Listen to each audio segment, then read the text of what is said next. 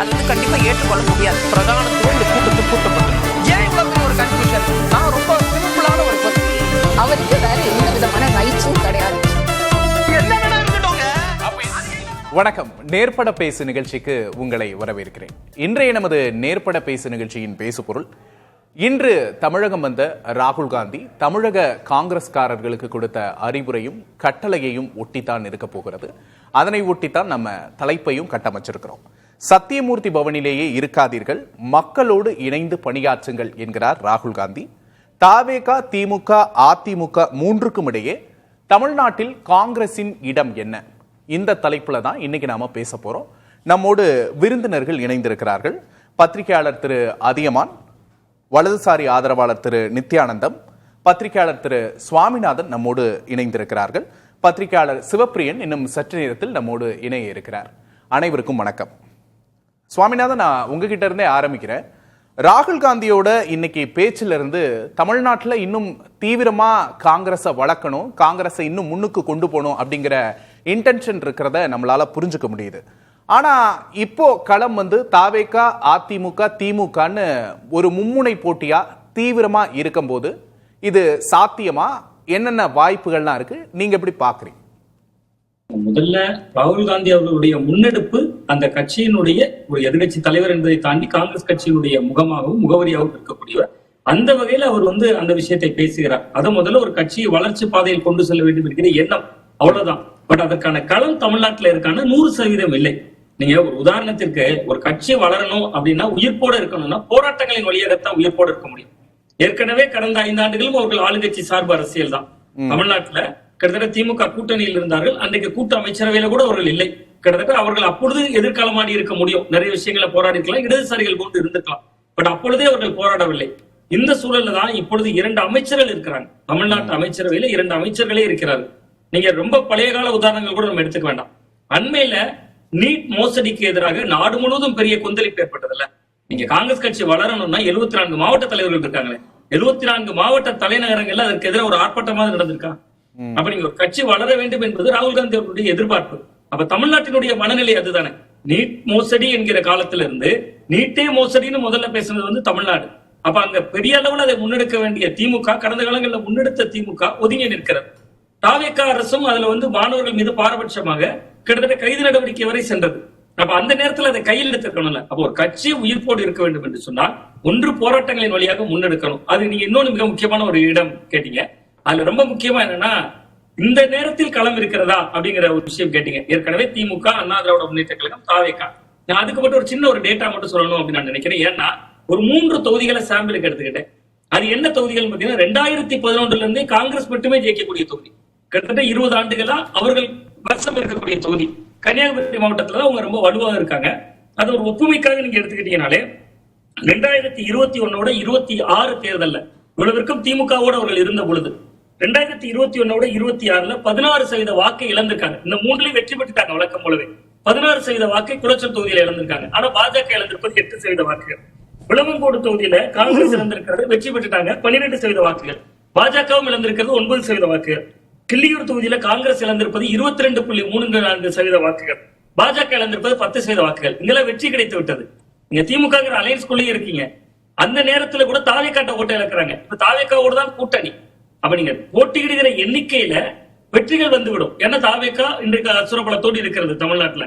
But தனித்து காங்கிரசினுடைய செல்வாக்கு என்ன? ராகுல் காந்தி அவருடைய விருப்பம் என்ன? காங்கிரஸோ கிட்டத்தட்ட தவேக அந்த அனுசரணை அரசியல்ல கிட்டத்தட்ட அவர்கள் கூடுதல் இடங்களை பெறுவது அவருடைய சாமர்த்தியம். அந்த ஆட்டத்தை எப்பொழுதுமே ஆடுவாங்க காங்கிரஸ். நீங்க திமுகவோடு கடந்த காலத்துல இருந்த போதும் தவேக மேல ஒரு தொடர்ச்சியான அவங்களுக்கு வாக்கு வங்கி இருக்கு என்பது போன்ற எதிர்காலம் ஆடினாங்க. அப்படி தொடர்ந்து சொல்லிக்கொண்டே இருந்தார்கள். அதனாலதான் இந்த 25 28 உயர்த்தினாங்க. அங்க ஒரு ராஜ்யசபா சீட், இங்க ஒரு ராஜ்யசபா சீட் வாங்கினாங்க. இப்பொழுதும் ராகுல் காந்தி அவர்களுடைய வருகை, 74 மாவட்ட தலைவர்களுடனான உரையாடல், இப்ப தமிழகத்தின் மீது கண் வைப்பு, இது எல்லாமே உள்ளாட்சி தேர்தலில் கூடுதல் இடங்களை பெற வேண்டும் என்கிற இடம் நோக்கி நகர்றாங்க. மற்றபடி தமிழ்நாட்டுல காங்கிரசுக்கான ஒரு இடம் என்கிற ஒரு இடைவெளி இல்லை அப்படின்னு தான். இப்ப காங்கிரஸோட ஓட்டுகளையும் வாங்கித்தான் திமுக ஜெயிச்சது அப்படிங்கிறாரு மாணிக்கம் தாக்கூர். அப்ப காங்கிரசுக்குன்னு ஒரு ஓட்டு இருக்கு அப்படின்னு அவங்க சொல்றாங்க இல்லையா? ஆமா, அதனுடைய அளவீடுல தானே இங்க முரண் வருது. நான் அதனாலதான் குமரி மாவட்டம் அவர்கள் வலுவாக கோட்டைன்னு சொல்லக்கூடிய பகுதி கன்னியாகுமரி மாவட்டம். தமிழ்நாட்டிலே காங்கிரஸ் கட்சி இன்றைக்கும் உயிர்ப்போடு இருக்கக்கூடிய மாவட்டம் கன்னியாகுமரி. அங்கதான் நம்ம பார்த்தோம். தாவேகா அலையில எல்லாரும் தானே வாக்குகளை இழந்தாங்க.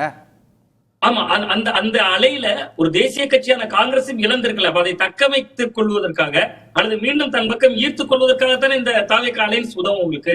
அப்ப நீங்க காங்கிரஸ் எடுக்க வேண்டிய வாக்கு என்பது தாவேகாக்குள்ள போயிருச்சு. நீங்க காங்கிரஸ் யாரிடம் வாட்டை இழந்திருக்கா, பாஜக இழக்கலையே. அதுதான் அந்த டேட்டா சொல்றேன். நீங்க பாஜக 8% இழந்த தொகுதிகள்ல காங்கிரஸ் 16% இழந்திருக்கிறது. பாஜகவும் தாவேகாட்ட தான் இழந்திருக்கு. இது ரொம்ப ஒரு முரணான ஒரு இடமாக கூட இருக்கலாம். நீங்க வலதுசாரித்துவ பகுதிகள் அதிகமாக இருக்கக்கூடிய பகுதி குமரி மாவட்டம். அங்க அதற்கானவே ஒரு இடதுசாரித்துவ அரசியலும் துடிப்போடு இருக்கக்கூடிய பகுதி. அங்கதான் காங்கிரஸ் வலுவாக இருக்கு. காங்கிரஸை விட பாஜக 1% குறைவான வாக்குகளை இழக்கிறது. பாஜகவை விட காங்கிரஸ் கூடுதலான ஓட்டை இழக்குது. அது தாவேகாவிடம்ல இழக்குது. அப்ப நீங்க காங்கிரஸ் வளரணும்னா இனி எங்க இருந்து ஓட்டு எடுக்கணும்? அவர்கள் இழந்திருக்கிற ஓட்டை யாருக்கிட்ட இழந்திருக்காங்கன்னா தாவேகாவிடம் தான் இழந்திருக்காங்க. அவர்களுடைய அலையன்ஸ்ல இருந்து அவர்களுடைய அரசின் திட்டங்களை பாராட்டி கொண்டு அவர்களுக்கு ஒரு முன்கள பணியாளர்களை போல காங்கிரஸ் செயல்படுமே. ஆனால் அந்த ஓட்டு எப்படி உங்களுக்கு திரும்பி இந்த பக்கம் ரீட்டைன் ஆகும்? அதே நேரத்தில் அதுதான் நான் சொல்றேன், கூடுதல் தொகுதிகளை பெற்று விட்டார்கள் என்றால் அது சாமர்த்தியம் காங்கிரஸ் கட்சிக்கு. அந்த தொகுதிகளுடைய எண்ணிக்கையின் அடிப்படையில் வெற்றி பெறலாம். அது நிரந்தரமானது இல்லையே. நீங்க ஏற்கனவே 2024 தேர்தலில் 9 தொகுதிகள் வாங்குறீங்க, 9 ஜெயிக்கிறீங்களே. தமிழ்நாட்டுல 2019 39 தொகுதிகள்ல போட்டிடுறாங்க. தேனி மட்டும் தானே தோல்வி அவர்களுக்கு. அந்த அணியில அவர்கள தேனி மட்டும் தானே தோல்வி. அது ஓபிஎஸ் அவர்களுடைய பையன்ட்ட மட்டும் தோக்குறாங்க. அப்ப அது காங்கிரசினுடைய வளர்ச்சியை நம்ம மதிப்பீடு செய்ய முடியாது இல்ல. 2014 தேர்தல்ல காங்கிரஸ் தனியாக நின்னாங்கல்ல, அன்றைக்கு அடுத்தது 4%. அதுதானே காங்கிரஸ் கட்சியினுடைய 2014 செல்வாக்காக இருக்கு. அன்னைக்கு கூட மோடி அலை வீசியது, இன்றைக்கு விஜய் அலை வீசியது தமிழ்நாட்டுல. இப்ப காங்கிரஸ் ஓட்டை இழந்திருப்பது இந்த தேர்தல்ல தாவேகா கிட்ட தானே. அவர்களோட ஒரு அலையன்ஸ்ல இருந்துட்டு அந்த ஓட்டு எப்படி இவர்கள் பக்கம் நகரும்?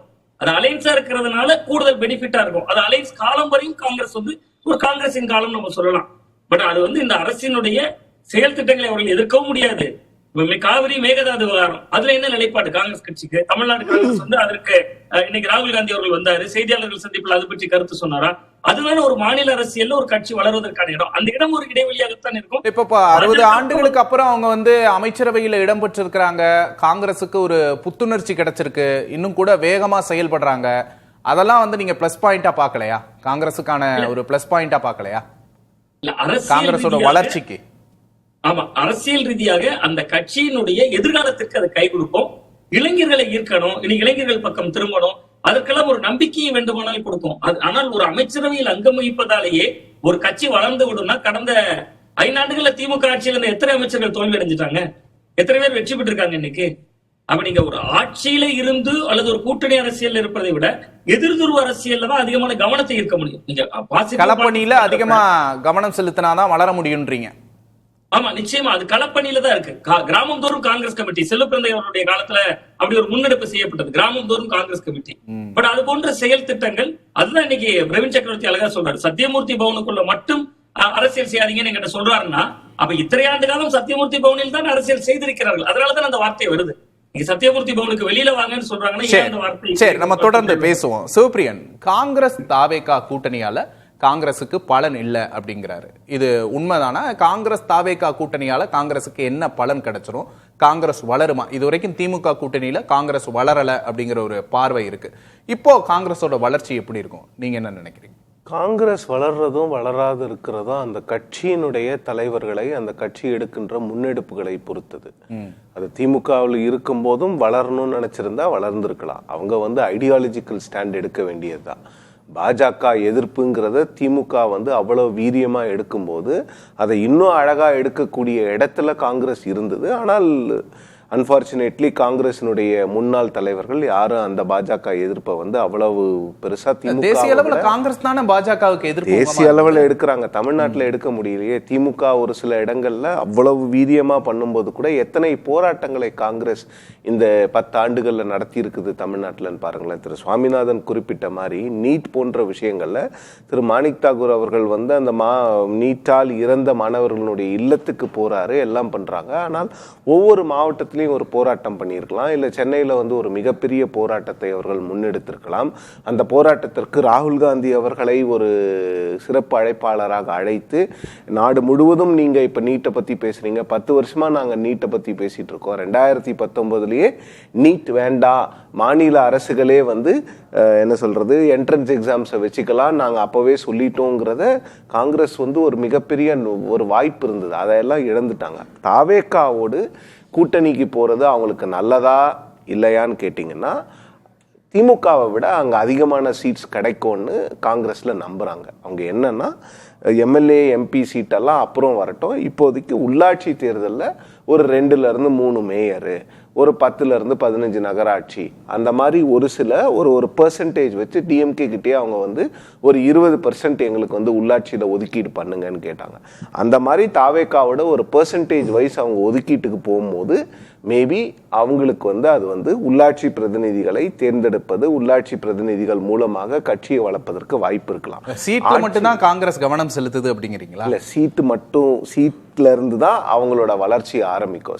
தாவே ஒரு கட்சியில கூட்டணியில இருக்கும் போது நீங்க வந்து வளரணும், அவங்கள விட வளரணும், இல்ல அவங்களுக்கு ஈக்குவலா உங்களால வளர முடியாது. அப்போ அவங்களுக்கு ஓரளவுக்கு நீங்கள் உங்களுடைய அந்த இருப்பை காட்டிக்கணும்னா அப்போ நீங்கள் வந்து அதிக சீட்டுகளை கேட்டு தான் பெறணும். சீட்டு இருந்தாலே உங்களுக்கு அதிகமான எம்எல்ஏக்கள் இருந்தாலே ஆட்டோமேட்டிக்காக உங்கள் கட்சி வளர்ந்துருங்கிறதெல்லாம் கிடையாது. உங்கள் செயல்பாடுகள் தான் முக்கியம். ஏன்னா மத்தியில் காங்கிரஸ் வந்து இத்தனை ஆண்டு காலம் ஆட்சியில் இருந்தது. தமிழ்நாட்டை பொறுத்த வரைக்குமே வந்து அதிகப்படியிலான அமைச்சர்கள் வந்து 2004 2009 வரைக்கும் இருந்தாங்க UPA 1 ஆட்சி காலத்தில். அப்போ கட்சி வளர்ந்துதா? ஸோ அமைச்சர்கள் இருந்தாலும் சரி, தலைமை வந்து என்னென்ன முடிவுகளை எடுக்கிறாங்க, எப்படி வந்து நீங்கள் மக்களுக்கான அரசியலை பண்ணுறீங்க அப்படிங்கிறது தான். ஸோ அந்த மக்களுக்கான அரசியலை காங்கிரஸ் முன்னெடுக்க வேண்டும். சத்தியமூர்த்தி பவன்லேருந்து அரசியல் பண்ணாமல் இப்போ இருக்கின்ற 2 அமைச்சர்கள் சத்தியமூர்த்தி பவனுக்கு வராங்க, கட்சி தொண்டர்கள்கிட்ட பேசுகிறாங்க. இதெல்லாம் வந்து கட்சியை மேலோட்டமாக வளர்க்கும். உள்ளாட்சி பிரதிநிதிகள் மூலமாக தான் எப்பவுமே ஒரு கட்சி வந்து உண்மையிலே வளரும். ஸோ அப்போ அந்த இடத்துல தான் காங்கிரஸ் வந்து உள்ளாட்சி தேர்தலில் தாவேக்காவோடு இருந்தோம்னா நமக்கு அதிகப்படியிலான இடங்கள் கிடைக்கும். பட் உள்ளாட்சியில் கூட நீங்கள் வந்து அதிகமான இடங்கள் வைத்து கொண்டு கூட நீங்கள் செயல்படலைன்னா ஒன்றும் பண்ண முடியாது. செயல்பாடு காங்கிரஸோட இந்த இன்ஆக்டிவா இருந்ததுக்கு என்ன காரணம் நினைக்கிறீங்க? இப்போ திமுக அதிமுகங்கிற இருதுருவ அரசியல் அப்படிங்கிறது ரொம்ப பிரம்மாண்டமான ஒரு அரசியலா இருந்தது. அதை மீறி காங்கிரஸால எப்படி செயல்பட்டு இருக்க முடியும் அப்படின்னு நினைக்கிறீங்க? இவங்க 2 பேரையும் நம்பித்தான் மாறி மாறி காங்கிரஸ் இருந்தது. இப்போ பாஜக பாத்தீங்கன்னா 2024 ஒரு தைரியமா ஒரு முடிவை எடுத்து வெளியில வந்து ஒரு கூட்டணியை கட்டமைச்சு 2024 தேர்தலில் அவங்க ஒரு 3வது அணியாக போறாங்க. 18.5% வாக்குகள் அவங்க வாங்குறாங்க. அதன் பிறகு பாஜகவுக்குன்னு ஒரு பிம்பம் உருவாக்கப்படுகிறது. பாஜகவுக்கு இவ்வளவு செல்வாக்கு இருக்குன்னு. காங்கிரஸுக்கு இந்த வாய்ப்புகள் 2014 ஏற்பட்டது.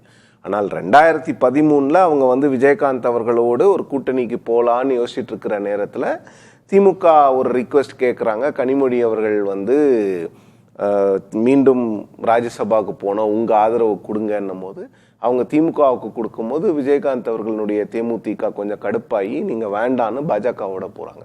ஸோ காங்கிரஸ் வந்து எப்போவுமே வந்து தமிழ்நாட்டை பொறுத்த வரைக்கும் அவங்க தமிழ்நாட்டுக்கான அந்த ஸ்பேஸ் இது வரைக்கும் கொடுத்ததே கிடையாது. நேஷ்னல் எலெக்ஷன்ஸு, நேஷ்னல் பாலிட்டிக்ஸை வச்சு தான் தமிழ்நாடு அரசியலில் எல்லா விஷயங்களுமே அவங்களுக்கு இயங்கும். இப்போ கூட பாருங்கள், தாவேக்காவோட கூட்டணியில் இருக்கிறாங்க. ஆனால் திமுக வந்து எங்களோடு இணையணும், இந்தியா பிளாக்ல இருக்கணும், திமுக வந்து பாஜகவை எதிர்க்கிறதுக்கு எங்களோட இருக்கணும், எங்களுக்கு தான் சப்போர்ட் பண்ணணும், திமுக தனியாக செயல்படக்கூடாதுங்கிற தோணியில தான் காங்கிரஸ் தலைவர்கள் பேசுகிறாங்க. அப்போது இங்கே ஒரு ஸ்டேட் வைஸ் ஒரு முடிவு எடுத்தாலும் கூட நேஷ்னல் லெவலில் அவங்களுக்கு டிஎம்கே இன்னைக்கு தேவைப்படுது. இன்னைக்கு ராகுல் காந்தி அவர்களுடைய அந்த எட்டப்பன் அப்படிங்கிற அந்த விமர்சனங்கள் எல்லாமே வந்து முழுவதுமாக திமுகவுக்கு ஒரு மெசேஜ் கொடுக்குறாரு. நீங்கள் வந்து பாஜக வந்து பாப்புலேஷன் இல்லை அப்படின்னு ஏதோ ஒரு இடத்துல நீங்கள் போய் டீலிமிட்டேஷன் பில்லுக்கு சப்போர்ட் பண்ணீங்கன்னா அது தமிழ்நாட்டுக்கு எதிரான விஷயமா மாறும் அப்படிங்கிறது திமுகவுக்கான ஒரு எச்சரிக்கையாக ஒரு மெசேஜாக தான் அவர் கொடுக்குறாரு. அவங்களுக்கு வந்து தேசிய பாலிடிக்ஸ் மட்டும்தான், தமிழ்நாட்டுக்கான ஸ்பேஸை அவங்க வந்து ஆட்சி இழந்த பிறகு பெருசாக கொடுக்கல. அவர்களுக்கான வாய்ப்பு 89 ஒரு தனித்து போனாங்க, அதன் பிறகு முடியலை. அதனால தான் பார்த்தீங்கன்னா 89 24% இருந்த காங்கிரசினுடைய வாக்கு வங்கி இன்னைக்கு கிட்டத்தட்ட 3.5% 4% தான் அவங்களோட. எப்பவுமே தேர்தல்னு வந்துட்டா காங்கிரஸ் நம்ம கூட்டணியில இருக்கணும் அப்படிங்கிற அந்த பர்செப்ஷன் இருந்துகிட்டே தானே இருக்கு. காங்கிரஸோட தேவை அப்படிங்கிறது இருந்துகிட்டு தானே இருக்கு தமிழ்நாட்டில். காங்கிரஸோட தேவை இருக்குங்க. நீங்க கேட்ட கேள்வி காங்கிரஸ் தனிச்சு, காங்கிரஸோட தேவை, காங்கிரஸ் ஒரு அடிஷனல் பார்ட்டியா, ஒரு செகண்ட் பார்ட்டியா, எந்த கூட்டணி தான் இருக்கலாம். பட் காங்கிரஸ் இருக்கிற கூட்டணியெல்லாம் ஜெயிக்கணும்னா 2026 ஜெயிச்சிருக்கணுமே திமுக கூட்டணி. அப்படின்னு காங்கிரஸ் இருக்கிற கூட்டணி தான் ஜெயிக்குங்கிறதெல்லாம் ஒன்றும் கிடையாது. 2011 இந்த கூட்டணி தோத்துருக்கு, 2016 தோத்துருக்கு. பட் அதிகப்படியான வெற்றிகளை இவர்கள் நாடாளுமன்ற தேர்தலில் பெருமளவுக்கு பெற்றிருக்கிறாங்க, இல்லைன்னு சொல்ல. சட்டமன்ற தேர்தலில் 2 தோல்வி, சட்டமன்ற தேர்தலில் 2 வெற்றி, இப்படிதான் இவங்க. ஆனால் நாடாளுமன்ற தேர்தலில் 4 நாடாளுமன்ற தேர்தலுமே ஒரு பெரிய வெற்றியை இந்த கூட்டணி பெற்றிருக்குது.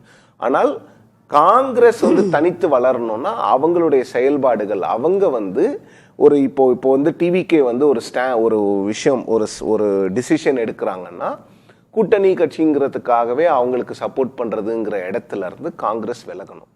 இப்ப இடதுசாரிகளும் விசிகாவும் திமுக கூட்டணியில் இருந்த போதும் பழைய மெத்தட்ல இருந்து காங்கிரஸ் விலகணும். ஆமா, நிச்சயமா. ஏன்னா நீங்க அப்ப என்ன ஆகுதுன்னா, நீங்க எந்த கட்சியோட கூட்டணியில் இருக்கிறீங்களோ அந்த கட்சியினுடைய எக்ஸ்டென்ஷனா தான் நீங்க செயல்படுவீங்கிற ஒரு தாட் ஆட்டோமேட்டிக்கா எல்லாரும் காங்கிரஸ் மேல அந்த சாயம் தான் இருக்கு இதனால் வரைக்கும். அதனால அதுல இருந்து விலகணும்னா நீங்க இடதுசாரிகள் போன்று விசிகா போன்று கொள்கை ரீதியிலான ஸ்டாண்ட் நீங்க எடுக்கும் பொழுதுதான் அப்ப மக்களுக்கு ஓகே இவங்க நமக்காக போராடுவாங்க. ஸோ பேசிக்கலா இப்ப திமுக அதிமுகவுக்கே மக்கள் 60 வருஷம் மாத்தி மாத்தி ஓட்டு போட்டுட்டு இருந்தாங்க. ஏதாவது ஒரு பிரச்சனைனா இந்த 2 கட்சியில இருக்கக்கூடியவர்கள் நம்ம கிட்ட நிப்பாங்க, நமக்காக போராடுவாங்க அப்படிங்கிறதா. அந்த இமேஜ முதல்ல காங்கிரஸ் மக்கள் கிட்ட கொண்டு வரணும். அப்பதான் அவங்க வளர்றதுக்கான வாய்ப்புகள் இருக்கு. இப்ப அவங்க என்ன நினைக்கிறாங்கன்னா, திமுக அதிமுக ஓரளவுக்கு வலுவிழந்துட்டு வருது, இந்த நேரத்துல ஒரு செகுலர் ஃபோர்ஸா நம்ம பெருமளவுல எமர்ஜ் ஆகணும்னு நினைக்கிறாங்க. அது சரி. ஆனால் தாவேகாவினுடைய உதவியோடு மட்டும் இல்லாம இவங்க தனியா இவங்களுக்கு இருக்கக்கூடிய உள்ளாட்சி அமைப்புகளுடைய பிரதிநிதிகளோ இல்ல சட்டமன்ற உறுப்பினர்களோ நாடாளுமன்ற உறுப்பினர்களோ இவங்களை வச்சு கட்சி அந்த காங்கிரஸ் தனியா வளர்றதுக்கு முயற்சி பண்ணணும்.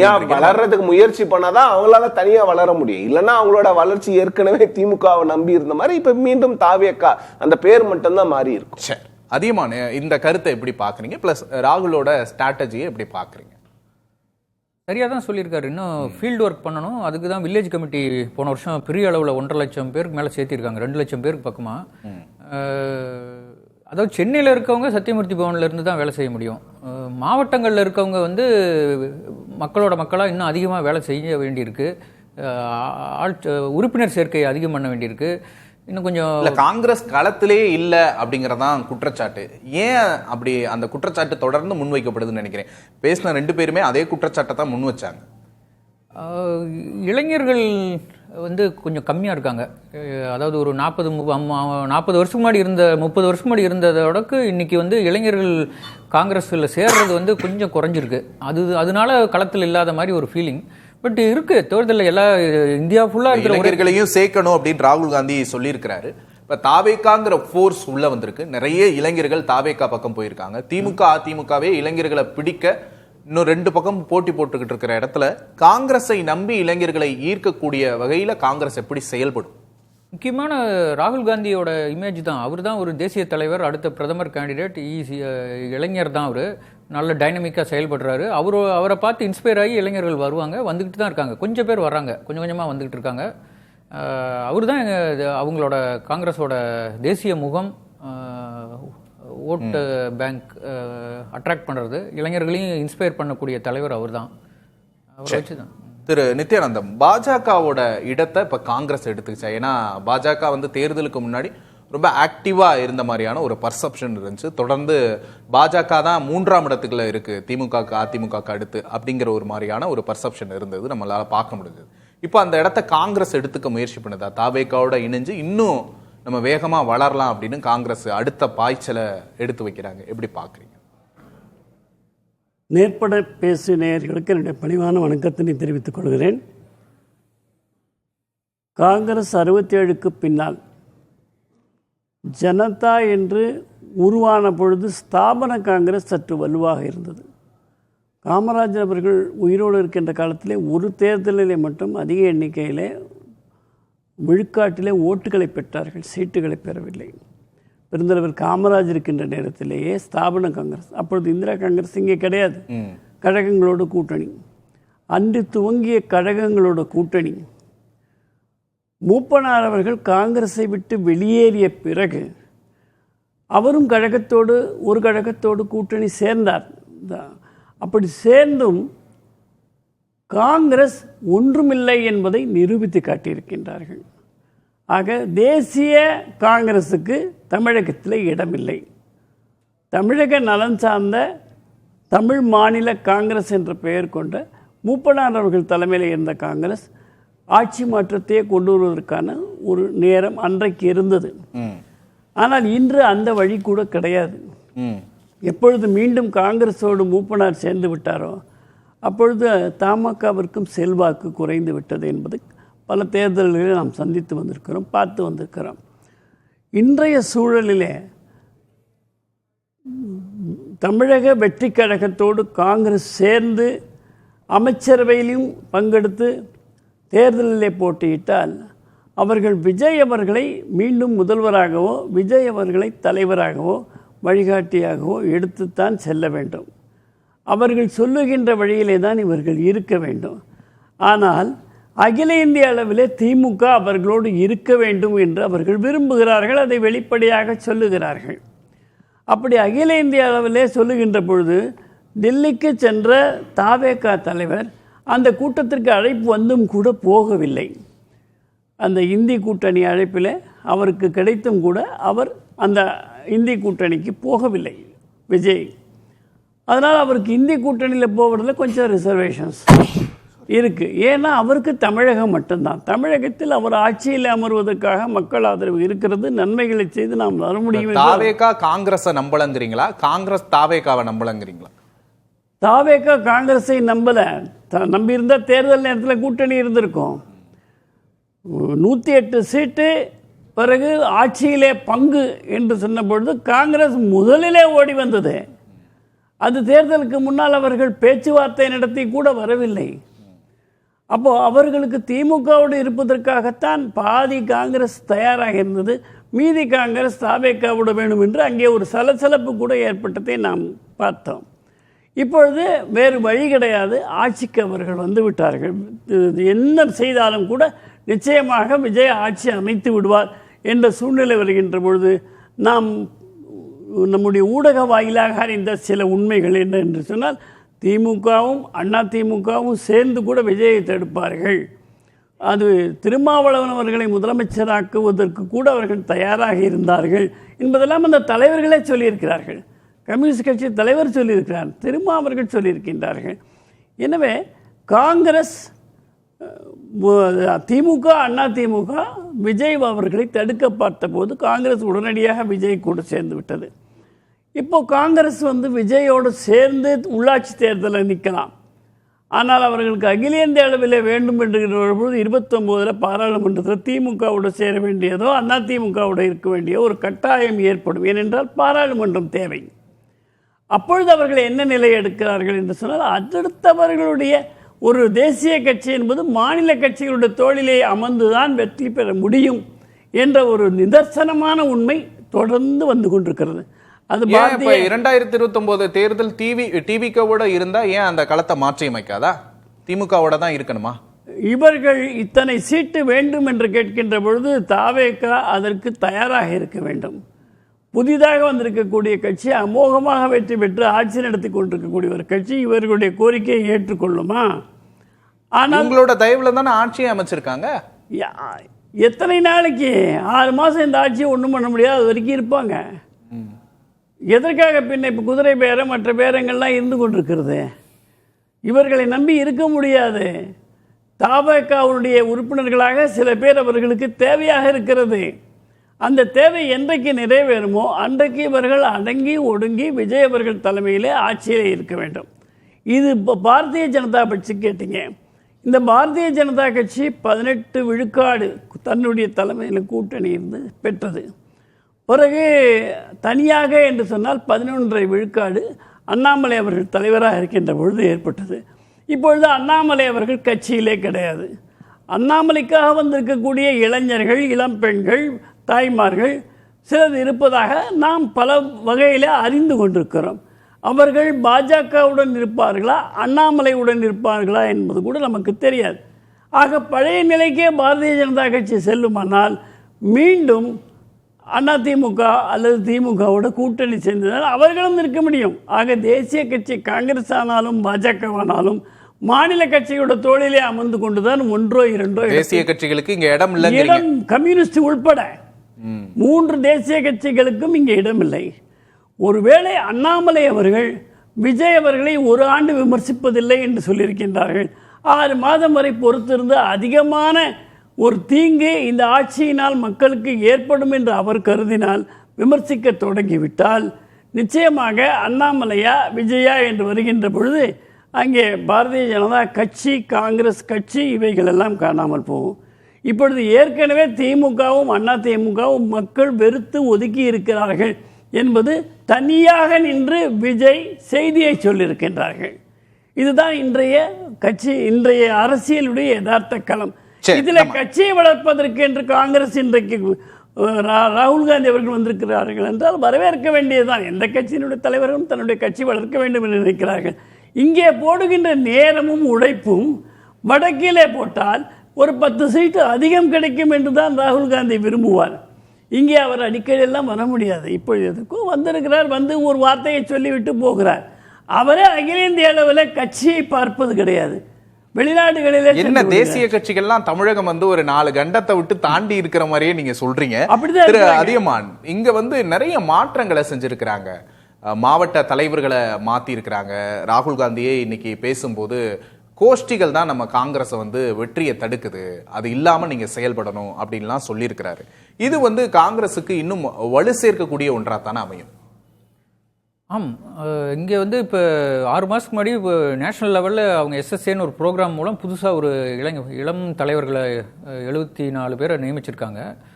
இது அதுக்கு ஒரு நாம்ஸ் எல்லாம் வச்சு செலெக்ஷன் ப்ராசஸ் ரிகரஸாக வச்சு தான் எடுத்திருக்காங்க. அவங்களுக்கு ஒரு 10 நாள் ட்ரைனிங் முகாம் நடந்தது. இப்போ தான் இன்றைக்கி தான் முடியுது மகாபலிபுரத்தில். அதில் கடைசி நாள் ராகுல் காந்தி பேசியிருக்காரு அவங்ககிட்ட. அது வழக்கமாக எல்லா மாநிலங்களையும் பண்ணுறது, இங்கேயும் பண்ணியிருக்காங்க. பேசுனது மட்டும் இல்லாம மாவட்ட தலைவர்களோட குடும்பங்களை சந்திச்சு புகைப்படமும் எடுத்திருக்காங்க. கடைசி லெவல்ல போகணும் அப்படின்னு ராகுல் காந்தி விரும்புறாரு. அப்போ தமிழகத்தோட வெற்றியில ராகுல் காந்திக்கு இன்னும் அக்கறை இருக்கு அப்படின்னு தானே பார்க்கணும். கண்டிப்பா இருக்கு, இல்லாம எப்படி இருக்க முடியும்? அவருக்கு தமிழ்நாடு முக்கியமான ஸ்டேட்டு. இங்கே தொடர்ந்து பாராளுமன்ற தேர்தலில் 39 கொடுத்துக்கிட்டு தான் இருக்கு. ஏதோ ஒரு கூட்டணியில் இந்தியா அலையன்ஸை தான் அவர் பேசுகிறாரு. ஐயா சொன்னது ஒரு தவறு இருக்குது. அதாவது விஜய் அவங்க அழைக்கல இந்தியா அலையன்ஸ் மீட்டிங்க்கு. அதாவது எம்பி இல்லாததுனால கூப்பிடல. லோக்சபா ராஜ்யசபா ரெண்டுலேயுமே இன்னும் டிவிக்கு எம்பி இல்லாதனால எம்பி இருக்கிற எதிர்கட்சிகளை மட்டும்தான் இந்தியா அலையன்ஸ் மீட்டிங்க்கு கூப்பிட்டாங்க. டெல்லியில் நடந்தது. அடுத்து பெங்களூரில் நடக்க போகிறதுல கூப்பிட போகிறதா தான் முடிவு பண்ணியிருக்காங்க. விஜய் வரலன்னுலாம் ஒன்றும் சொல்லலை. அவர் இந்தியா அலையன்ஸோட தான் கிட்டத்தட்ட நெருங்கிட்டார். இன்னும் அஃபிஷியலாக உள்ள வரலையே ஒழிய ஆல்மோஸ்ட் இருக்கார். திமுகவையும் அவங்க இந்தியா அலையன்ஸ்க்கு வர சொல்கிறதுக்கு காரணம் பாராளுமன்றத்தில் பிஜேபியோட தந்திரங்களைய ஒரு மக்கள் விரோத மசோதாக்களை எல்லாம் எதிர்க்கிறதுக்கு ஒரு கோஆர்டினேட் பண்றதுக்காக தான் அவங்க கூப்பிடுறாங்க ஒழிய இங்க தேர்தல் ராகுலோட அவ்வளவு க்ளோஸா இருக்கிறார் அப்படின்றீங்களா? யாரோட? விஜய் ராகுல் அவ்வளவு க்ளோஸா இருக்கிறாங்க. இல்லைன்னா அது நீங்க இன்னைக்கு ராகுல் தமிழகம் வந்த சந்திப்புல கூட முதல்வரை சந்திக்கல, தாவேக்காவினர் யாரும் மீட் பண்ணல அப்படிங்கிற ஒரு இல்ல. என்ன காரணம்னா இது முழு நாள் ப்ரோக்ராம் ஏர்போர்ட்ல இருந்து நேரா மகாபலிபுரம் போயிட்டாரு. சிட்டிக்கு வந்திருந்து ஒரு 2 நாள் இருந்தா கண்டிப்பா பார்த்திருப்பாரு, இல்ல அடுத்த தடவை பார்க்க போறாரு. அதெல்லாம் இது இந்த ப்ரோக்ராம் ரொம்ப நாள் முன்னாடி ஃபிக்ஸ் பண்ணது. காலையிலேயே 9 மணிக்கு 10 மணிக்கே போயிட்டாரு அங்கே மகாபலிபுரத்துக்கு. சாயங்காலம் வரைக்கும் அங்கே தான் இருந்திருக்காரு. நிறைய ப்ரோக்ராம்ஸ், முதல்ல மாவட்ட தலைவர்களுக்கு ட்ரைனிங் செஷன், அப்புறம் அவங்க ஃபேமிலியை பார்த்தாரு, அப்புறம் நிர்வாகிகள் காங்கிரஸ் சீனியர்ஸு எம்எல்ஏ எம்பிஸ் அமைச்சர்களோட கலந்துரையாடல், அவங்களோட ஆலோசனை கூட்டம் நடந்தது. ஸோ ஃபுல்லாக ஷெட்யூல் இருந்ததுனால அப்படியே நேராக சிவபிரியன் பார்க்கணும்னு நினைச்சிருந்தா பார்த்துருக்கலாம். அவர் போன ஏர்போர்ட்ல இருந்து இல்ல அதே வழிதான், மார்க்கமுன்லாம் இல்லை, அந்த மார்க்கத்துல தான் போனார் அவர். அங்கதான் முதலமைச்சர் வீடும் இருக்குது. ஸோ பார்க்கணுன்ற எண்ணம் இருந்திருந்தார் பார்க்கலாம். ஏதோ ஒரு காரணத்தினால 2 கட்சிகளும் அதை வேண்டாம் என்று தவிர்த்திருக்கலாம். இல்லை அவர் எங்க கட்சிக்கு மட்டும் வராரு இது கட்சி பணிக்காக வராரு, அந்த நேரத்துல கூட்டணி கட்சி தலைவர்களை பார்க்க வேண்டாம்னு முடிவு பண்ணிக்கலாம். இதுக்கு முன்னாடி வைகோவோட புத்தக வெளியீட்டு விழாவுமே ஒரு பேசு பொருளா மாறுச்சு. விஜய் ஏன் அதை அவாய்ட் பண்றாரா அப்படிங்கிற ஒரு கேள்வி கூட எழுந்தது இல்லையா? இல்ல விஜய் அவர்கள் அந்த விழாவில் கலந்துக்கிறது அவங்களுக்கு ஒரு சில ரிசர்வேஷன்ஸ் இருக்குதுன்னு நினைக்கிறேன்.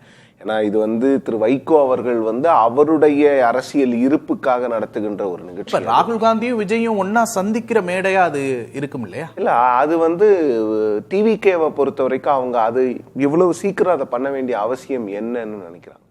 இன்னும் 3 வருஷம் இருக்கு, நாடாளுமன்ற தேர்தலுக்கு 3 வருஷம் இருக்கு. அப்படி ஏதாவது இந்த முன்னெடுப்பை எடுக்க வேண்டும் என்றால் இந்த முன்னெடுப்பை எடுக்க வேண்டியது காங்கிரஸ், மதிமுக கிடையாது.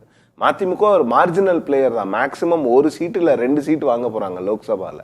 அவ்வளவுதான் அவங்களுக்கு தாவேகா கூட்டணியில இருந்தாலும் 1 இல்ல 2 சீட்டு தான் கொடுக்க போறாங்க. பட் காங்கிரஸ் தான் தாவேகாவுக்கு அடுத்து பல்க் சீட்ஸ்ல நிக்க போறவங்க காங்கிரஸ். ஸோ ராகுல் காந்தி அவர்களுக்கும் விஜய் அவர்களுக்கும் ஒரு நல்லுறவை ஒரு பெரிய மேடையில கொடுக்கணும்னா அந்த மேடை காங்கிரஸ் மேடையா இருக்கணுமே தவிர மதிமுகவினுடைய மேடையாக இருக்க வேண்டிய அவசியம் இல்லை. இன்னைக்கு காங்கிரஸுக்கு அதுக்கான ஒரு வாய்ப்பு அமைஞ்சது, ஆனா ராகுல் காந்தி சந்திக்கல அப்படிங்கறதையும் இல்ல. இது இன்னைக்கு சந்திப்பு நடந்திருந்தால் இன்னும் கொஞ்சம் அது 2 பேரும் ரொம்ப அவங்க 2 பேரும் தாவேகா காங்கிரஸை கவனமா கையாளுதா, காங்கிரஸ் தாவேகாவை கவனமா கையாளுறாங்களா? தாவேகா காங்கிரஸ் ரொம்ப கவனமா கையாளுறாங்கன்னு நினைக்கிறேன். அரசியல் அப்படிங்கிறது வேறு, அரசாங்கம் அப்படிங்கிறது வேறு. ஸோ அரசியலுக்காக இப்ப காங்கிரஸ் எங்க அமைச்சரவையில இருக்கிறாங்க, அதுல பிரச்சனை இல்லை. அதுக்காக நாங்க காங்கிரஸினுடைய எல்லா மேடையிலையும் போய் கலந்துக்கணும்னு அவசியம் கிடையாது. காங்கிரஸுக்கான கூட்டணி தேசிய அளவுல வர்றது இன்னும் 3 வருஷம் எலெக்ஷன் இருக்குது, அப்ப பாத்துக்கலாம். பாஜக எதிர்ப்புங்கிறதையே தாவேகா ஒரு எலெக்ஷன் இஷ்யூவா மட்டும்தான் பாக்குறாங்க. அவங்க தினந்தோறும் அதை அரசியல் நடத்துவதற்கான இஷ்யூவா அவங்க பார்க்கல.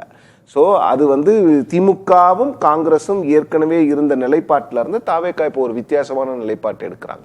இவங்களுக்கு பெரியனியல் ஆன்டி பிஜேபி பொசிஷன், எப்பவுமே பிஜேபி எதிர்த்துட்டே இருக்கணும். தாவேகா என்ன சொல்றாங்கன்னா அரசியல் ரீதியா மட்டும் எதிர்ப்போம், தேவைப்படும் போது அவங்களை எதிர்த்துருக்கணும், தேவையில்லாத நேரத்தில் எதிர்க்க மாட்டோம். அப்படிங்கிற காரணத்துக்காக தான் சார் சொன்னார்ல இந்தியா அலையன்ஸ் மீட்டிங்ல கூப்பிடலன்னு. ஒருவேளை திரு சி.வி. சண்முகம் அவர்கள் ராஜினாமா பண்ண அந்த இடத்துக்கு தாவேகா ஒருவரை அனுப்பியிருந்தால் ஸ்டாண்ட் எடுக்க வேண்டியது வரும், இந்தியா அலையன்ஸ் கூட்டணியிலலாம் கலந்துக்க வேண்டியது வரும். இதெல்லாம் இப்போதைக்கு வேண்டாம், இன்னும் 2 வருஷம் கழிச்சு நமக்கு ஃபுல் டென்யூர்ஸ் வரும்போது அப்ப பார்த்துக்கலாம். ஸோ கொஞ்ச நாளைக்கு பொறுமையா இருக்கணுங்கிற ஸ்டாண்ட்ல தான் தாவேகா இந்த முடிவுகளை எடுத்து காங்கிரஸ்க்கு அந்த சீட்டை கொடுத்தாங்க.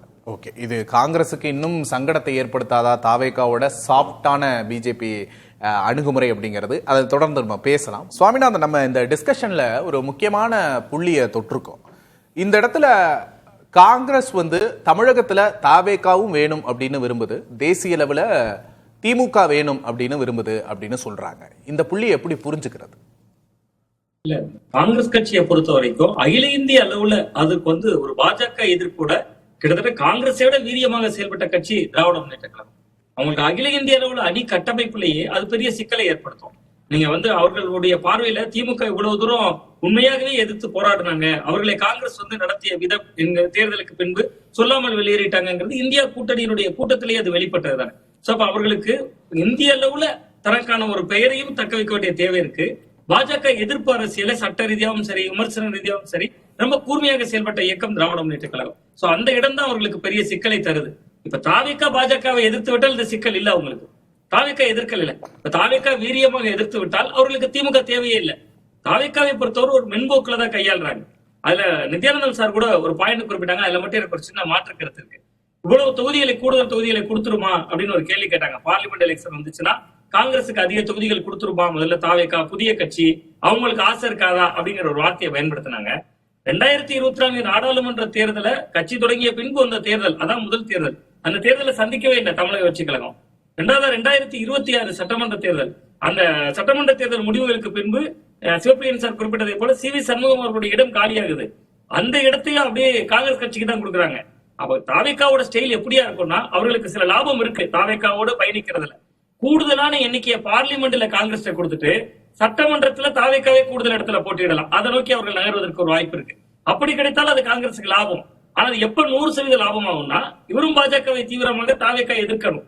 ஒருவேளை திமுக பாஜகவிடம் சில சமரச போக்குகளை கையாண்டாலும் இப்ப நீங்களே சொல்லும் போது காங்கிரஸை விட வலுவாக பாஜகவை எதிர்த்தது திமுக அப்படின்றீங்க. இங்க தாவேகா அதுல வந்து ஒரு மென்போக்கை கடைபிடிக்கிறாங்க அப்படின்னா காங்கிரசுக்கு இது பெரிய சங்கடத்தை தானே கொண்டு வரும்.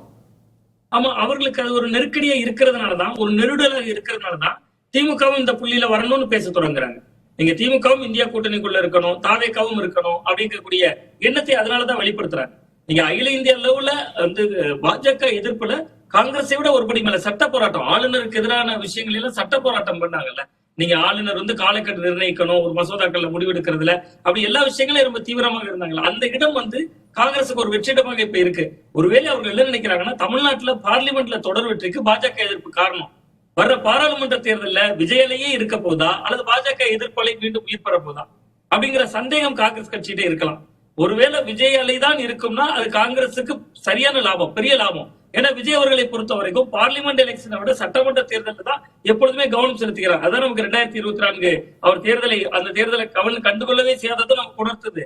இப்ப கிடைக்கக்கூடிய ராஜ்யசபா சீட்டையும் அப்படியே காங்கிரஸ் கொடுத்தது உணர்த்துது. ஆனா இங்க வந்து பாஜக எதிர்ப்பு என்கிற உருவமே இன்னும் இருந்ததுன்னா அது காங்கிரஸுக்கு பேரிழப்பு. அதனாலதான் அவங்க டபுள் கேம் ஆடுறாங்க. இந்த டபுள் கேம்ல இன்னொரு லாபம் இருக்கு. நீங்க திமுகவும் வாங்கன்னு கூப்பிடுறதற்கு பின்னாடி போன முறை எப்படி அவர்களால் திமுகவோடு இருந்து கொண்டே தாவேகாவை ஒரு பாச காட்டினார்களோ, சிநேகம் காட்டினாங்களோ, அது மாதிரி திரைமறைவில் அப்படியும் ஒரு சிநேகம் இருப்பது போல காட்டி உள்ளாட்சியில கூடுதல் இடம் வாங்கலாம். ஆனா உண்மையிலேயே அந்த ப்ரொஜெக்ஷன் அப்படிதான் இருக்கா? ஆனா இங்க மாணிக்கம் தாக்கூர் போன்றவர்கள்லாம் திமுக வந்து கடுமையா எதிர்க்கிறாங்க, கடுமையான விமர்சனங்கள் முன்வைக்கப்படுது திமுக மேல. அதை எப்படி புரிஞ்சுக்கிறது? ஆமா, இல்ல மாநில அளவுல இவர்கள் இப்படியான விமர்சனங்களை வைக்க வேண்டிய தேவை இருக்கு. அகில இந்திய அளவுல கிட்டத்தட்ட காங்கிரஸ் கட்சியை பொறுத்தவரை அந்த கூட்டணி கட்சிகள், அதனுடைய தோழமை கட்சிகள், இந்தியா கூட்டணியில் இருக்கக்கூடிய கட்சிகள் அவர்கள் வாங்கன்னு சொல்றாங்க. திராவிட முன்னேற்ற கழகம் இந்த கூட்டணிக்குள்ள இருக்கிறோம், இந்தியா கூட்டணியின் மையமாக இருக்கிறோம் அப்படி சொல்றதன் மூலமா இழந்து போன தங்களோட அது ஒரு நம்பகத்தன்மை, அந்த நம்பகத்தன்மையை முதல்ல மீட்டு உருவாக்கப்படணும்னு காங்கிரஸ் நினைக்கிறாங்க. ஏன்னா நீங்க அகில இந்திய அளவுல திமுகவோடு விட்டு அவர்கள் நகர்ந்தது காங்கிரசுக்கு அகில இந்திய அளவுல பல மாநில கட்சிகள் கிட்ட ஒரு பெரிய பின்னடைவை ஏற்படுத்தியிருக்கு. அப்ப அந்த இடத்தையும் சரி செய்யணும் அப்படின்னு நினைக்கிறாங்க காங்கிரஸ். அதனாலதான் அப்படி செய்றாங்க. நீங்களும் திமுகவுக்கு ஒரு மறைமுகமான ஒரு நெருக்கடியும் உருவாக்குறாங்கல்ல, நீங்களும் இந்த பக்கம் வரணும், அவர்கள் பாஜகவை நோக்கி ஒரு வகையில உந்தி தள்ளவும் செய்யறாங்கன்னு பார்க்க வேண்டியிருக்கிறது. இன்னைக்கு ராகுல் காந்தியோட பேச்சிலையும் அது இருந்ததா சொல்லப்படுது. திரு நித்யானந்தம், இந்த ஸ்ட்ராட்டஜி எப்படி பாக்குறீங்க? சென்ட்ரலுக்கு திமுக வேணும், ஸ்டேட்டுக்கு தாவேகா வேணும், இந்த ஸ்ட்ராட்டஜி எப்படி பாக்குறீங்க? இது காங்கிரசினுடைய இரட்டை வேடத்தை தமிழகத்து மத்தியில் வெளிப்படையாக எடுத்து காட்டிவிடும். அதை விஜய் எந்த அளவுக்கு விரும்புவார் என்று சொல்ல முடியாது. தன்னை நிலைநிறுத்திக் கொள்வதற்காக 29 வரை விஜய்க்கு கால அவகாசம் தேவை. இப்பொழுது இடைத்தேர்தல்களெல்லாம் நடப்பதற்கான சூழ்நிலைகளே இல்லாமல் இருக்கிறது, தடை பெற்றிருக்கிறார்கள். எனவே இந்த ஆட்சி நீடிக்க வேண்டும். 6 மாதம் வரை கேரண்டி இருக்கலாம், உத்தரவாதம் இருக்கலாம். அதுக்கப்புறமும் நீடிக்க வேண்டும் என்று சொன்னால் காங்கிரஸ் அவர்களுக்கு தேவையாக இருக்கிறது. ராஜ்யசபா உறுப்பினர் பதவியை காங்கிரஸுக்கு விஜய் கொடுத்து விட்டார் என்று சொல்வதன் காரணமே அதனாலேயே பாஜகவுக்கு எதிர்நிலை இருக்கக்கூடிய காங்கிரஸை பலப்படுத்துகிறார் என்று நாம் எடுத்துக்கொள்ள முடியாது. ஏன் என்று சொன்னால் இன்றைக்கு பாராளுமன்றத்திற்கோ ராஜ்யசபாவுக்கோ விஜயினுடைய கட்சி சென்றால் அந்த வேட்பாளர் யார், அவருக்கு அரசியல் அனுபவம் என்னவாக இருக்க முடியும் என்பது அமைச்சரவை பார்க்கின்ற பொழுது நமக்கு தெரிகிறது. இது மிஸ்ஃபயர் ஆகிடக்கூடாது. அங்கே போய் அவர்கள் பேசுகின்ற பொழுது விஜய்க்கு அவப்பெயர் ஏற்பட்டுவிடக்கூடாது. இரண்டாவது, விஜயனுடைய கட்சி தாவேகா தன் எந்த நிலையை எடுத்திருக்கிறது காங்கிரஸ் பாஜக இடையே என்பது இப்பொழுது சொல்ல வேண்டிய அவசியம் இல்லை என்று விஜய் கருதி இப்ப இந்த தயக்கத்தெல்லாம் பார்த்தா தாவேகா அமைச்சரவை முதலமைச்சர் விஜய் உட்பட எல்லாருமே புதுசு தானே? எல்லாமே புதுசு. அதனால்தான் ராஜ்யசபா இந்த நிலையிலே வேண்டாம், இப்போதைக்கு வேணாம்னு நினைச்சிருக்காங்க. இந்த நிலையிலே வேண்டாம் என்று காங்கிரஸுக்கு அதை விட்டு கொடுத்ததுக்கு காரணம் அவர்கள் முதலிலேயே ஆதரவும் கொடுத்திருக்கிறார்கள், ஒரு நன்றியை தெரிவித்து விட்டார்கள். காங்கிரஸ் மேல இருக்கிற நல்லெண்ணம் கிடையாது, அது நல்லெண்ணம்லாம் ஒண்ணுமே கிடையாது. விஜய் தேர்ந்த ஒரு அரசியல்வாதிகளை எல்லாம் ஆட்டி படைக்கக்கூடிய அளவில் யாரோ பின்னால் இருந்து அவருக்கு சொல்லிக் கொண்டிருக்கிறார்கள் என்பது தெரிகிறது. அல்லது அவருக்கே அந்த ஒரு அரசியல் தன்மை இருக்கிறதோ என்று நமக்கு காலப்போக்கில் தான் தெரிய வரும். மிக சிறப்பான அரசியல் காய்களை நகர்த்துகிறார். இல்ல இப்போ என்ன புரிஞ்சுக்கிறேன்னா, தாவேகா அதிமுக திமுக இந்த கேம் இப்படியே தான் இருக்கணும்னு தாவேகா விரும்புது, காங்கிரஸ் வளர்க்க வேணாம் அப்படித்தான் விரும்புது. அதனால இப்போ என்னன்னா, இந்த தாவேகாவுடைய இந்த கேமை கம்ப்ளீட்டா எக்ஸ்ப்ளாய்ட் பண்ணணும் அல்லது எக்ஸ்ப்ளோர்ட் பண்ணணும்னு சொன்னா அண்ணாமலை போன்றவர்கள் மேலுக்கு வர வேண்டும். இவர்களோடு போட்டி போட வேண்டும். இன்னும் கட்சியே ஆரம்பிக்கல அவர். எந்த அளவுக்கு அவர் வேகமாக கட்சி ஆரம்பிக்கிறாரோ அந்த அளவுக்கு வேகமாக இன்னொரு புதிய சக்தி வரணும் அப்படிங்கிறீங்க. கண்டிப்பா புதிய சக்தி இல்ல, இந்த விஜயை எதிர்க்கின்ற ஒரு இளைஞர் பட்டாளம் இருக்கக்கூடிய ஒரு சக்தி ஏற்கனவே இருக்கிறது. அது அண்ணாமலைன்றேன். அவர் தன்னுடைய கட்சியாக நிறுவி விஜயை ஃபைட் பண்ணால் காங்கிரஸோடு இருக்கிற அது இன்னொரு ஒரு விவாதம். சிவபிரியன், நீங்க எப்படி பாக்குறீங்க? விஜய் அவர்களுக்கு இப்போதைக்கு ஒரு எலெக்ஷன்ல திமுக அதிமுகவை தோக்கடிச்சிட்டாங்கிறதுக்காக அந்த ரெண்டு கட்சியுமே வலுவிழந்து போச்சு, அவங்க இனிமே எந்திரிக்கவே முடியாதுங்கிறதெல்லாம் நான் ஏத்துக்கல. ஒரு பொலிட்டிக்கல் ஸ்டூடெண்ட்டாக முதல்ல நீங்கள் அண்டர்ஸ்டாண்ட் பண்ணிக்க வேண்டியது, எந்த கட்சியோட பொலிட்டிக்கல் ஆபிச்சுவரியும் எழுதவே கூடாது. எப்படி வேணாலும் எந்த கட்சி வேணாலும் பவுன்ஸ் பேக் ஆகி வரலாம். அதற்காக அடுத்த தேர்தல்லையே திமுக அதிமுக வந்துரும்னு நான் சொல்ல வரல. பட் அவங்கள நீங்கள் டிஸ்மிஸ் பண்ணவே முடியாது. ஒரே ஒரு சின்ன டேட்டா பாயிண்ட் மட்டும்தான். திரு விஜய் அவர்கள் 35% முதல் தேர்தலே பெற்று ஒரு இமாலய வெற்றி பெற்றிருக்கிறார். அவரை நீங்க கம்பேர் பண்ணோம்னா என்டிஆர் அவர்களோடு மட்டும்தான் கம்பேர் பண்ண முடியும். முதல் தேர்தலில் திரு எம்ஜி ராமச்சந்திரன் அவர்களோடு கூட அவரை கம்பேர் பண்ண முடியும். ஆனால் அவர் கூட 33% ஓட்டு தான் வாங்கினார். அது மிகப்பெரிய இமாலய வெற்றி திரு விஜய் அவர்கள், அதுல எந்த மாற்று கருத்தும் கிடையாது. ஆனா திமுகவுக்கும் அதிமுகவுக்கும் இப்படிப்பட்ட ஒரு செட்பேக் ஆன எலெக்ஷன்லயே கிட்டத்தட்ட 48% 50% ஓட் பேங்கை அவங்க இன்னமும் கண்ட்ரோல் பண்றாங்க. அது அடுத்த தேர்தல் வரைக்கும் இருக்குமானா பொறுத்து இருந்து தான் பார்க்கணும். அது இருக்கவே முடியாதுன்னு யாராலையும் சொல்லவே முடியாது. அவங்களது வலுவிழந்துட்டே போவாங்கன்னு சொல்ல முடியாது. அதனால இங்க இப்போதைக்கு விஜய் அவர்கள் இது தாவேகா வெர்சஸ் திமுக, இதை இருதுருவ அரசியலா தான் தாவேகா பாக்குது. அரசியல் தான். ஆமா, தாவேகாவை பொறுத்த வரைக்கும் அதுதான். டிஎம்கே ஏடிஎம்கேன்னு இருந்த மாதிரி டிஎம்கே எப்படி எல்லா சின்ன சின்ன கட்சிகளையும் கூட்டணியில வைத்துக்கொண்டு திமுக அதிமுகன்னு ஒரு நேரட்டிவை செட் பண்ணாங்களோ, அந்த மாதிரி நான் எல்லா சின்ன கட்சியும் மற்ற திமுகவோடு இருந்த செக்குலர் போர்சஸை நான் வச்சுக்கிட்டு டிவிகே வர்சஸ் டிஎம்கேங்கிற விஷயத்துக்கு தான் திரு விஜய் அவர்கள் ஆசைப்படுகிறார். திரு அண்ணாமலை அவர்கள் கட்சி ஆரம்பித்து அவர் தேர்தலை கண்டெஸ்ட் பண்ணும்போது அது எப்படி போகுதுங்கிறத அப்படிதான் பார்க்கணும். ஏன்னா நித்யானந்தம் சார் சொன்ன மாதிரி அண்ணாமலை அவர்கள் இன்னும் கட்சி ஆரம்பிக்கல. அந்த கட்சியினுடைய கொள்கைகள் என்ன அதையெல்லாம் இன்னும் பிரகடனமே படுத்தல. அது இன்னும் இயக்கமாக தான் இருக்கிறது. ஸோ 2029 நாடாளுமன்ற தேர்தல் தான் அடுத்த தேர்தல் அப்படின்னும் போது அந்த தேர்தலை கூட தாவேகா வர்சஸ் திமுகவா தான் மாத்துவாங்களே தவிர அதை வேற எப்படியும் தாவேகா கொண்டு போவதற்கான வாய்ப்புகளே திரு சுவாமிநாதன், ராகுல் காந்தி அப்படிங்கிற முகம் காங்கிரஸுக்கு ரொம்ப முக்கியமானது. தேசிய அளவில் ராகுல் காந்தி ஒரு முக்கியமான முகம் காங்கிரஸோட ஒற்றை முகம் அப்படின்னே சொல்ற அளவுக்கு ராகுல் காந்தி இப்ப களமாடிக்கிட்டு இருக்கிறார். இந்த நிலையில தமிழ்நாட்டில் காங்கிரஸ் ராகுல் காந்தியை எப்படி கொண்டு போய் சேர்க்க போறாங்க அப்படிங்கிற சவால் அவங்களுக்கு இருக்கிறதா சொல்லப்படுது. இதை எப்படி பாக்குறீங்க? விஜய் அப்படிங்கிற ஒரு மிகப்பெரிய முகம் இருக்கு, அந்த முகத்தை பயன்படுத்தியே காங்கிரஸ் நகர போகிறதா, இல்ல ராகுல் காந்தியை எப்படி கொண்டு போய் சேர்க்க போறாங்க அப்படிங்கிற ஒரு முக்கியமான கேள்வி இருக்கு. எப்படி பாக்குறீங்க? இல்ல, ராகுல் காந்தி அவர்களுடைய முகம் அப்படிங்கிறதுக்கு நீங்க சொல்ற மாதிரி அகில இந்திய அளவுல அதற்கான ஒரு மதிப்பீடுகள் என்பது ரொம்ப உயர்வாகத்தான் இருக்கு. தமிழ்நாட்டிலும் அது இருந்தது. அது காரணம் பாஜக எதிர்ப்பு என்கிற புள்ளியில உறுதியாக இருந்தது. இந்த ஆட்சி மீண்டும் பாஜக ஆட்சி வந்த போது கூட அரசியலமைப்பு சட்டத்தை காப்போம் என்பது உள்ளிட்ட பல விஷயங்களே அவர் மிக வீரியமாக முன்னெடுத்தது. பட் இப்ப தமிழ்நாட்டை பொறுத்தவரை புதிய சக்திகள் வந்து விட்டது. நீங்க ஒரு புதிய இளைஞர்கள் சக்தி ஒரு மிக வீரியமாக ஒரு 35% வாக்குகளோடு இருக்கு. அப்ப இன்னைக்கு இருக்கக்கூடிய விஜய் அவர்களோடு தமிழக வெற்றி கழகத்தோடு கிட்டத்தட்ட ஒரு இணைந்து வளர்ந்தால் மட்டும்தான் காங்கிரஸ் கட்சிக்கு வளர்ச்சி என்கிற இடம் நோக்கிதான் காங்கிரஸ் நகர்ந்திருக்கு. அதனுடைய வெளிப்பாடுதான் அவர்கள் பெரிய இந்த நீட் எதிர்ப்பு போராட்டத்தை கூட பெரிய அளவில் தமிழ்நாட்டில் முன்னெடுக்காததெல்லாம் அதுதான் நமக்கு உணர்த்தது. ஒன்று. இன்னொன்று, கடந்த ஆட்சி காலகட்டத்திலே நீங்க பாத்தீங்கன்னா திருநெல்வேலி கிழக்கு மாவட்டத்தினுடைய காங்கிரஸ் கட்சியுடைய தலைவர் ஜெயக்குமார் தனசிங் அவர் மரணம் அடைந்தார். இன்று வரை அதனுடைய காரணம் தெரியாது. அதற்கு கூட காங்கிரஸ் போராடியதில்லை. இப்பொழுதும் அதனுடைய நீட்சியாகத்தான் காங்கிரஸ் கட்சி இருக்கு. பட் இப்ப அவர்களுடைய இலக்கு என்பது கூடுதல் இடங்களை உள்ளாட்சி தேர்தலில் பெறணும். அதன் வழியாக தாவேகாவினுடைய வாக்கு வங்கிகளால் காங்கிரஸ் கட்சியினுடைய வெற்றியாளர்களாக மாற்றணும். அந்த வெற்றியாளர்களின் வழியே கட்சியை பலப்படுத்தணும். இந்த இடம் நோக்கி நகர்ந்திருக்கிறாங்க. ஒருவேளை அவருக்கு காங்கிரஸ் ராகுல் காந்தி அவர்களுடைய முகத்தையே மீண்டும் மீண்டும் காட்டுவதாக தேர்தல் இடத்திலே அவர் வரல. அந்த இடம் ரொம்ப முக்கியமான இடம். கடந்து முடிந்த 2026 சட்டமன்ற தேர்தலுக்கே அவர் தமிழகத்தில் பெரிய அளவுக்கு வரவே இல்லை கிட்டத்தட்ட. அப்ப அப்படி இருக்கிற பொழுது அந்த முகத்தை காட்டுவதை விட அவருக்கும் விஜய் அவர்களுக்கும் ஒரு நட்பு இருக்குன்னு நான் பாக்குறேன். இன்று கூட அவர்கள் சந்திப்பு தவிர்க்கப்பட்டதுக்கு காரணம் அந்த காவிரி விவகாரம் இருக்கிறனால கூட இருக்கலாம். ஏன்னா கர்நாடகாவில் ஆளக்கூடியதும் காங்கிரஸ் கட்சி. இங்க தமிழகத்திலும் அவர்கள் கூட்டணி அமைச்சரவையில் இருக்கிறாங்க. டி.கே. சிவகுமார் அவர்கள் இங்கு வராதீர்கள் என்று சொல்லி இருக்கிறார். அப்ப இவ்வளவு சூழல்களுக்கு மத்தியில் இந்த சந்திப்பு நடந்தால் அது சில சிக்கல்களையும் கேள்விகளையும் வினாக்களையும் எழுப்பலாம் என்று கூட அவர்கள் தவிர்த்திருக்கலாம். அப்ப அந்த அடிப்படையில் நம்ம பார்க்கிற பொழுது தாவேகா பயன்படுத்தித்தான் காங்கிரஸ் கட்சி வளர வேண்டும் என்பது காங்கிரசின் எண்ணமாக இருக்கும் பாக்குறேன். அது கிரவுண்ட்ல கட்சியை வளர்க்காது. உள்ளாட்சி மன்ற பிரதிநிதிகள் கிடைப்பாங்க. ஏற்கனவே கடந்த காலங்களில் எம்பிக்கள் கிடைத்தவர்கள் தானே. அது மாதிரி உள்ளாட்சி மன்ற பிரதிநிதித்துவம் கிடைக்கும். பட் கிரவுண்ட்ல கட்சியை போய் வளர்ப்பதற்கு உள்ளபடியே மாவட்ட தலைவர்கள் களப்பணியை தீவிரப்படுத்தணும். அதை காங்கிரஸ் செய்யுமா நம்ம பொறுத்திருந்தா பார்க்கணும். நிகழ்ச்சியில கருத்துக்களை பகிர்ந்துண்டவ நால்வருக்கும் நன்றி. மீண்டும் ஒரு நேர்பட பேசு நிகழ்ச்சியில் சந்திக்கலாம். வணக்கம். அது கண்டிப்பா ஏற்றுக்கொள்ள முடியாது. பிரதானத்துவம்